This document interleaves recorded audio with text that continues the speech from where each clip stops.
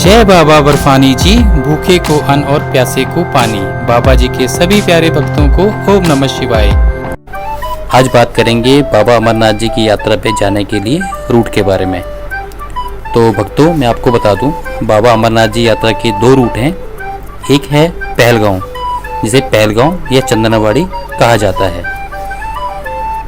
और दूसरा रूट है बालटाल रूट। इन दोनों ही रूटों से बाबा अमरनाथ जी की यात्रा होती है। तो आओ बात करते हैं पहले पहलगांव रूट की। तो अगर हम पहलगांव से यात्रा स्टार्ट करते हैं तो पहलगांव से चंदनावाड़ी 16 किलोमीटर है, जिसके लिए हमें छोटी गाड़ी में ट्रैवल करना पड़ता है और हम चंदनावाड़ी पहुंच जाते हैं। चंदनावाड़ी से हमारी पैदल यात्रा स्टार्ट होती है और पहला पड़ाव जो आता है वो शेषनाग आता है, जो कि चंदनवाड़ी से 12 किलोमीटर है। 12 किलोमीटर चलने के बाद कुछ भक्त तो शेषनाग में ही रुक जाते हैं, या जो लोग पहले पहुंच जाते हैं वो शेषनाग से आगे निकल जाते हैं। उसका कारण ये है कि हर पड़ाव पे निकलने का एक टाइम होता है, जो कि साइन बोर्ड द्वारा डिसाइड किया होता है और जो कि आपके परमिट के पीछे लिखा हुआ होता है। अगर उस टाइम से पहले आप निकल जाओगे तो आपको आगे जाने दिया जाएगा, नहीं तो पहले रोक दिया जाएगा।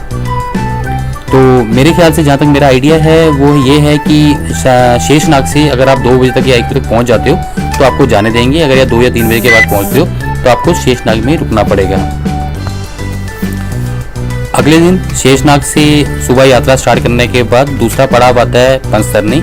वहाँ भी सेम ऐसे ही है, अगर आप टाइम से पहुँच जाएंगे तो आपको आगे जाने दिया जाएगा। तो कुछ लोग आगे निकल जाते हैं, कुछ लोग पंचतरनी में स्टे करते हैं।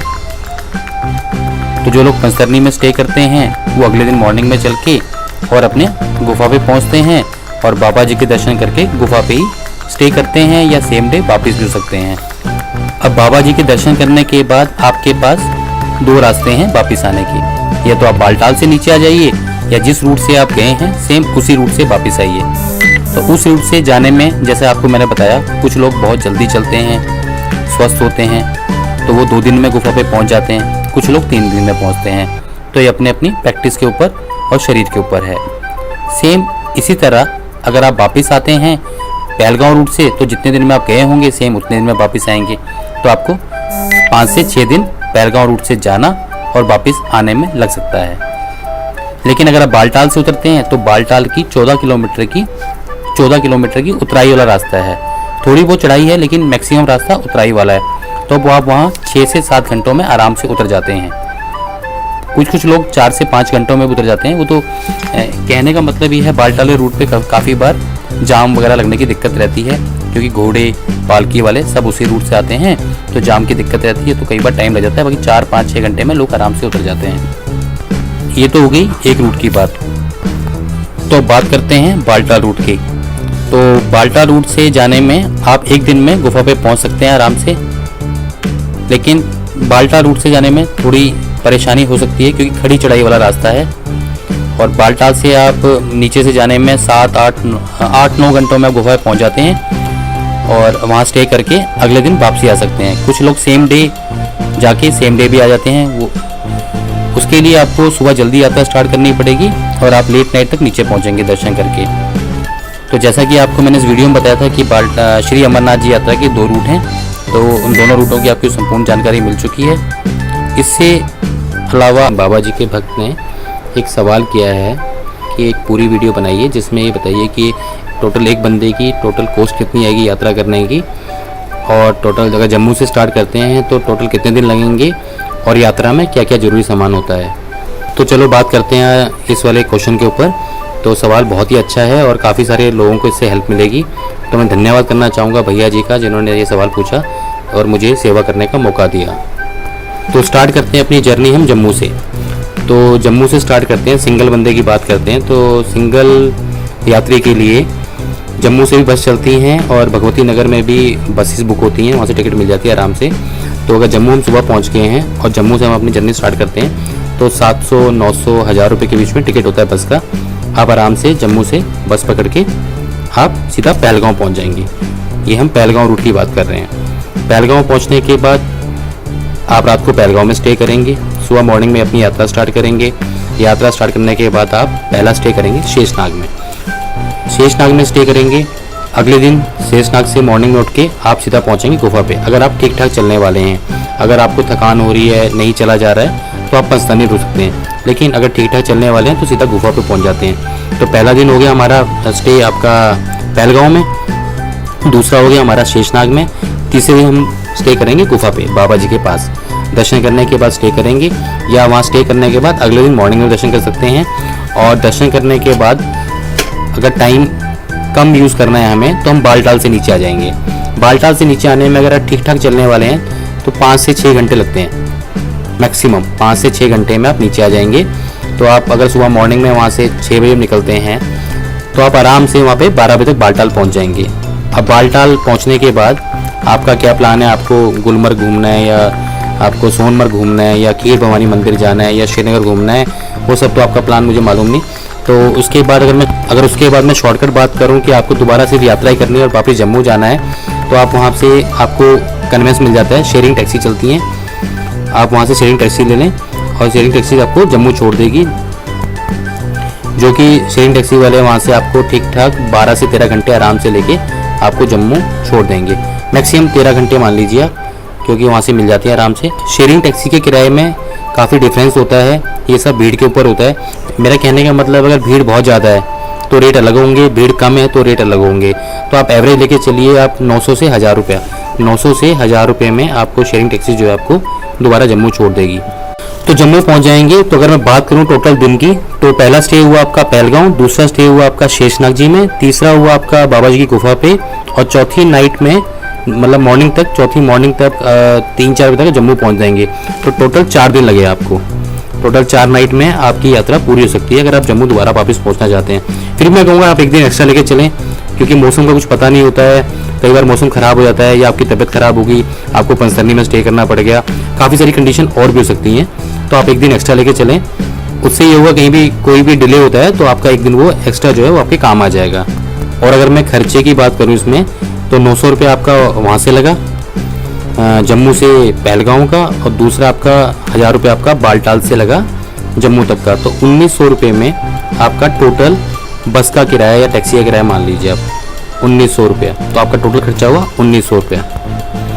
तो अगर आगे बात करते हैं हम जहाँ जहाँ स्टे करेंगे वहाँ पे टेंट के रेट क्या होते हैं। तो अगर हम बात करें पहलगांव की, तो पहलगांव में 100-150 रुपये में आराम से टेंट मिल जाते हैं। हमेशा ज़्यादा रेट नहीं होते हैं, 100-150 रुपये में टेंट मिल जाते हैं। कई बार बहुत ज़्यादा भीड़ हो तो 200 रुपये मान लीजिए आप, 200 रुपये पर पर्सन की बात कर रहा हूँ मैं। उसके बाद शेषनाग में बात करें तो शेषनाग का जो रेट है वो है 350 रुपये से 400 रुपये के बीच में। तो मैं 350 मान के चल रहा हूँ, शेषनाग का 350 हो गया। उसके बाद बाबा जी की गुफा पे जो रेट है वो भी इतना ही है, 350 के आसपास या 200 रुपये, कंडीशन के ऊपर है सर। अगर आप किसी गुफा पे, तो दुकानें भी हैं, दुकानों वालों ने टेंट लगा रखे हैं, अगर आप वहाँ लेंगे तो आपको 200 रुपये में मिल जाएगा, और 200-300 रुपये में मिल जाएगा। तो आप 200 रुपये मान लीजिए मोटा मोटा गुफा पे कि 200 रुपये में आपको टेंट मिल जाएगा। तो अगर टेंट की बात करें, पहलगांव में 150 रुपया, शेषनाग में आपका 350 रुपया, और गुफा पे 200 रुपया। तो टोटल आपका हो गया 700 रुपया। टेंट का हो गया 700 रुपया, ट्रांसपोर्टेशन का हो गया 1900 रुपया। अब बात करते हैं जो आपका और खर्चा होगा, वो होगा आपका पिट्ठू का। अगर आपके पास सामान ज़्यादा है तो पिट्ठू का खर्चा होगा, नहीं तो पिट्ठू का खर्चा कुछ भी नहीं होगा। तो अगर मैं पूरे ट्रिप की बात करूँ पिट्ठू की खर्चे की, तो एक पिट्ठू वाला 20 किलो के आसपास उठाता है। अगर आप 2 लोग हैं तो आधा आधा बैग दे देंगे, मतलब एक ही पिट्ठू वाले को अपना बैग दे देंगे तो आपका आधा आधा डिवाइड हो जाएगा, नहीं तो आपको अकेले को पे करना पड़ेगा। तो अगर मैं पिट्ठू की बात करूं तो आपका, अगर आप पहलगांव से स्टार्ट करते हैं तो पहलगांव से आप ऊपर तक तो जाएंगे छोटी गाड़ी में, उसके भी आपके 120 रुपये के आसपास आपके वो लगेंगे ट्रांसपोर्टेशन में ही। 120 रुपये में वहाँ से छोटी शेयरिंग गाड़ी चलती हैं, एक बंदे के ऊपर छोड़ती है, 120 रुपये 100 रुपये लेती हैं, तो 120 रुपये आपके वो हो गए। उसके अलावा फिर पिट्ठू वाला आपको मिलेगा चंदनवाड़ी से। चंदनवाड़ी से शेषनाग जाने तक का पिट्ठू वाला ले लेता है आपका 1000 से 800 रुपये। तो मैं लेके चलता हूँ 1000 रुपये इसमें ना। और फिर शेषनाग से पंचतरनी तक का नहीं, गुफा तक का पिट्ठू वाला आपको मिल जाएगा 700 रुपये में, और गुफा से बालटाल उतरेंगे आप तो 600 रुपये में। तो टोटल 1000, 700 और 600 टोटल हो गया आपका 2300 रुपया। तो टोटल हो गया आपका पिट्ठू का 2300 रुपया। तो आपको मैंने ट्रांसपोर्टेशन के रेट भी बता दिए। ट्रांसपोर्टेशन में 900 रुपया आपका हो गया जम्मू से पहलगांव, 1000 रुपया हो गया आपका बालटाल से दोबारा जम्मू तक का, 120 रुपये हो गए आपके पहलगांव से चंदनवाड़ी तक की छोटी शेयरिंग टैक्सी की, तो टोटल हो गया आपका 2020 रुपये। इसके अलावा जो पिट्ठू वाले का था 1000 रुपये आपका हो गया चंदनवाड़ी से शेषनाग तक का, 700 रुपया शेषनाग से गुफा तक का, और गुफा से बालटाल तक का 600 रुपया, टोटल हो गया 2300 रुपया। और इसके अलावा टेंट का था आपका 150 रुपया, आपका टेंट का रहेगा पहलगांव का, 350 रुपये रहेगा आपका शेषनाग का, और 200 रुपये का रहेगा आपका गुफा का, तो 700 रुपया। तो इन सब का टोटल होता है 5020 रुपये। जो ये रेट बताया आपको मैंने, ये फिक्स रेट नहीं है, थोड़ा बहुत ऊपर नीचे हो सकता है, पर रेट हमेशा यही होते हैं। तो आप ये मान के चलिए मैक्सिमम और मिनिमम आपका 5000 रुपये, मैक्सिमम आपका 6000 रुपये टोटल खर्चा होगा। और यात्रा में दिन लगेंगे आपके 4, तो आप ये मान के चलिए आपका पर पर्सन का जो खर्चा होगा मिनिमम 5000 रुपया, मैक्सिमम 6000 रुपया, 6000 से ऊपर नहीं हो पाएगा। तो ये मेरा पर्सनल एक्सपीरियंस था। फिर भी मैं कहना चाहूँगा जब भी आप यात्रा पे जाएं तो जो भी आप खर्चा लेके जाएं उसके अलावा 4 से 5000 रुपये नगद कैश अपने साथ लेके जाएं, क्योंकि रास्ते में आपको ATM नहीं मिलेगा और कुछ और भी पैसे निकालने की सुविधा नहीं मिलेगी। तो आपका कैश होना बहुत जरूरी है। और भैया जी का अगला क्वेश्चन था कि यात्रा में आपको क्या क्या जरूरी सामान लेके जाना है, तो उसके लिए मैं अलग से वीडियो बनाऊंगा, क्योंकि वीडियो काफ़ी लंबी हो गई है। तो अगली वीडियो में आपको पूरा विस्तार से बता दूंगा, वो मैं 1-2 दिन में अपलोड कर दूंगा। तो आप उस वीडियो में देख सकते हैं कि क्या क्या जरूरी सामान हमें यात्रा में चाहिए होगा, क्या क्या हम साथ लेके जाएंगे। यात्रा से जुड़ी किसी भी प्रकार की जानकारी प्राप्त करने के लिए आप हमारे YouTube के वीडियो के कमेंट बॉक्स में कमेंट करके किसी भी प्रकार की जानकारी प्राप्त कर सकते हैं। भोले बाबा जी के आशीर्वाद से हमारी ये कोशिश रहेगी कि जल्द से जल्द और सही जानकारी आप तक पहुंचाई जाए। बाबा जी के सभी प्यारे भक्तों को ओम नमः शिवाय।